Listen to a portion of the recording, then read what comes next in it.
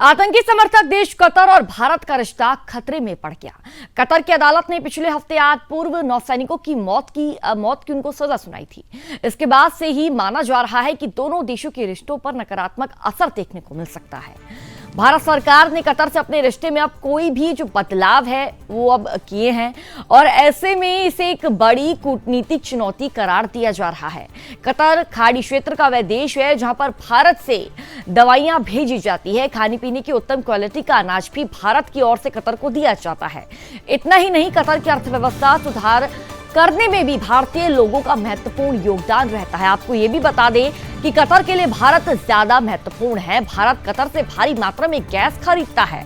अगर भारत कतर से गैस खरीदना बंद कर दे तो वहां की अर्थव्यवस्था को बहुत बड़ी ठेस पहुंच सकती है। देखिए इस रिपोर्ट में।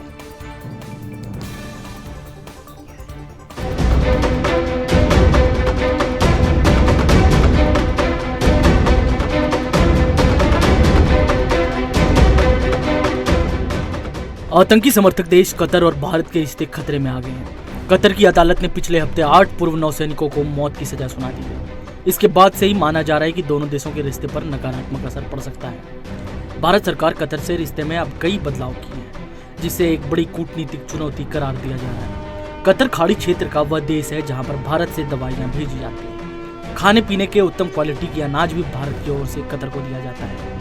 इतना ही नहीं, कतर की अर्थव्यवस्था सुधार करने में भी भारतीय लोगों का महत्वपूर्ण योगदान रहता है। आपको एक यह भी बात बता दें कि कतर के लिए भारत ज्यादा जरूरी है। भारत कतर से भी भारी मात्रा में गैस खरीदता है। अगर भारत कतर से गैस खरीदना बंद कर दे तो वहां की अर्थव्यवस्था को बहुत चोट पहुंच सकता है। भारत को कई अन्य देश गैस देने के लिए आज भी तैयार है। भारत किसी दूसरे खाड़ी देश से गैस खरीद सकता है, लेकिन उसका जो नुकसान होगा इसे कतर सहन नहीं कर सकता है।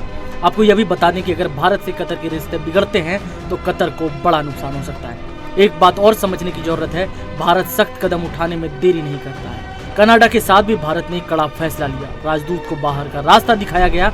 अब कतर के साथ भी भारत बड़ा कदम उठा सकता है। Bureau report, Sudarshan news.